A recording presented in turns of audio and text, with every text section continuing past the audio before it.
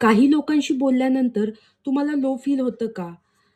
तुम्ही आधी अगदी परफेक्टली फाईन असता. पण त्यांच्याशी बोलल्यानंतर तुमचा अचानक मूड खराब होतो, कॉन्फिडन्स लो होतो आणि थोडंसं निगेटिव्ह फील व्हायला लागतं आणि मग तुम्ही विचार करू लागता, "मला अचानक असं का वाटलं?" पण खरं सांगायचं झालं, तर प्रॉब्लेम आपल्यातच आहे असं नाही. कधी-कधी प्रॉब्लेम आपल्या आजूबाजूला असलेल्या टॉक्सिक एन्व्हायर्नमेंटमध्ये सुद्धा असू शकतो. फक्त आपल्याला त्याचा अवेअरनेस नसल्यामुळे आपल्या लक्षात येत नाही. म्हणून आज आपण टॉक्सिक लोकांबद्दल ह्या व्हिडिओमध्ये बोलणार आहोत. आपण टॉक्सिक पीपल हा शब्द खूप वेळा ऐकला असेल. पण टॉक्सिक म्हणजे नेमकं काय? सोप्या भाषेत सांगायचं झालं तर टॉक्सिक म्हणजे विषारी. पण इथे शारीरिक विष नाही, तर मानसिक आणि भावनिक पातळीवरचा विषारीपणा. म्हणजे अशा व्यक्ती ज्यांच्या शब्दामुळे आणि वागण्यामुळे आपला मेंटल पीस, एनर्जी आणि कॉन्फिडन्स हळू-हळू कमी होत जातो. आणि अनेक वेळा टॉक्सिक बिहेवियर हे मोठ्या-मोठ्या भांडणांमध्ये दिसत नाही. तर ते दिसतं छोट्या-छोट्या कमेंट्समध्ये, छोट्या-छोट्या सिच्युएशन्समध्ये. मी तुम्हाला काही एक्झाम्पल्स देते, ज्याच्यामुळे तुम्हाला हे अजून इझिली समजेल. एकदा मला एका व्यक्तीने असं म्हटलं, "तुझा कलर जरी डार्क कॉम्प्लेक्शन असला, तरी पण तू छान दिसतेस." पहिल्या नजरेत बघितलं तर हे कॉम्प्लिमेंट वाटतं. पण जरा नीट विचार केला, तर पहिलं तुमची कमी हायलाइट केली जाते. मग तुम्हाला कॉम्प्लिमेंट दिलं जातं. अशा प्रकारच्या कमेंट्स पहिल्यांदा नॉर्मल वाटतात. पण जर त्या रिपीटेडली व्हायला लागल्या, तर त्याच्यामुळे आपल्या मनात सेल्फ डाऊट क्रिएट होऊ शकतो. याला म्हणतात बॅक हँडेड कॉम्प्लिमेंट्स आणि हे एक टॉक्सिक बिहेवियरचं सबटल एक्झाम्पल असू शकतं. आता टॉक्सिक बिहेवियरमध्ये एक खूप कॉमन पॅटर्न दिसतो. समजा तुमचं कोणाबरोबर तरी भांडण झालं आणि त्यात तुमची चूक नसेल, त्या समोरच्या व्यक्तीची असेल.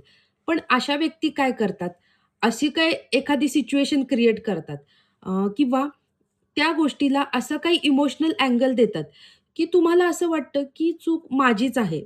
कदाचित मीच ओव्हर रिएक्ट केलं असेल. जरी तुमचं काही चुकलं नसेल, तरी पण तुम्हालाच गिल्टी फील व्हायला लागतं. हे टॉक्सिक लोकांमध्ये दिसणारं खूप कॉमन पॅटर्न असतं. आणखी एक इम्पोर्टंट साइन म्हणजे काही व्यक्तींना भेटल्यानंतर किंवा बोलल्यानंतर तुम्हाला मेंटली एक्झॉस्टेड फील होतं. तुमची एनर्जी ड्रेन झाली आहे असं वाटतं किंवा खूप निगेटिव्ह वाइब्स आल्यासारख्या वाटतात. जर अशी फीलिंग तुम्हाला रिपीटेडली येत असेल, तर पॉज घ्या आणि तुमच्या इनर इंट्युशनकडे लक्ष द्या.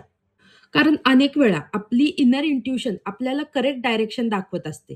म्हणून जर तुम्हाला आतून असं वाटलं, की प्रॉब्लेम या एन्व्हायर्नमेंटमध्ये आहे, तर तुमच्या इंट्युशनकडे लक्ष द्या. आता आणखी एक सिच्युएशन सांगते, जी खूप लोकांना रिलेट करते.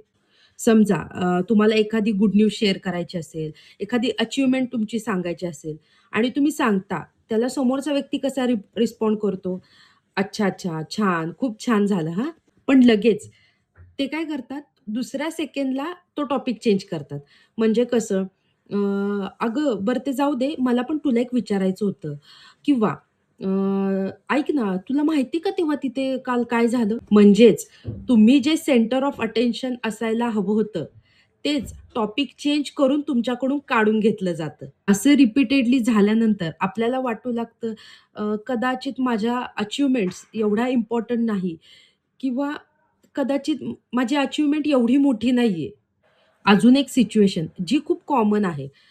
भांडण झालं की बोलणंच बंद करायचं. बरेच दिवस इग्नोर केलं जातं. सायलेंट ट्रीटमेंट दिली जाते. हा बिहेवियर कधी-कधी इमोशनल मॅनिप्युलेशन असू शकतो. कारण टॉक्सिक लोकांना समोरच्या व्यक्तीला कंट्रोलमध्ये ठेवायला आवडतं. आणि हे सगळे एक्झाम्पल्स मी थेअरी म्हणून नाही सांगत आहे. कदाचित तुमच्यापैकी बऱ्याच लोकांनी हे एक्झाम्पल्स एक्सपिरियन्स केले असतील. आता एक महत्त्वाची गोष्ट, कधी-कधी आपल्याला टॉक्सिक लोकांना पूर्णपणे आपल्या आयुष्यातून काढून टाकता येत नाही. कारण कधी-कधी आपले रिलेटिव्हज, आपले मित्र-मैत्रिणी हे सुद्धा टॉक्सिक असू शकतात. पण त्यांच्या शब्दांना आपल्या मनात किती जागा द्यायची, हे मात्र पूर्णपणे आपल्या हातात असतं. म्हणून तुम्हाला जेव्हा टॉक्सिक बिहेवियरचा अवेअरनेस येईल, तुम्ही एक गोष्ट करू शकता. त्या व्यक्तीपासून मेंटल डिस्टन्स क्रिएट करा. त्यांच्या शब्दांना किंवा ॲडव्हाइसला इम्पोर्टन्स देण्यापेक्षा तुमचं इनर व्हॉईस तुम्हाला काय सांगतंय, तुमचं स्वतःचं मत काय आहे, ह्या गोष्टीला प्रायोरिटी द्या. कारण शेवटी आपला मेंटल पीस आणि सेल्फ रिस्पेक्ट सर्वात महत्त्वाचा आहे. आणि जेव्हा तुम्ही हा मेंटल डिस्टन्स क्रिएट करता, तेव्हा तुम्ही अशा टॉक्सिक लोकांच्या निगेटिव्ह इम्पॅक्टपासून स्वतःला प्रोटेक्ट करता. आजचा व्हिडिओ तुम्हाला कसा वाटला? आणि तुमच्या आजूबाजूला अशी टॉक्सिक लोकं आहेत का? हे कमेंट करून मला नक्की सांगा. आणि आजचा व्हिडिओ आवडला असेल तर लाईक, शेअर, सबस्क्राईब नक्की करा. Thank you so much. Bye.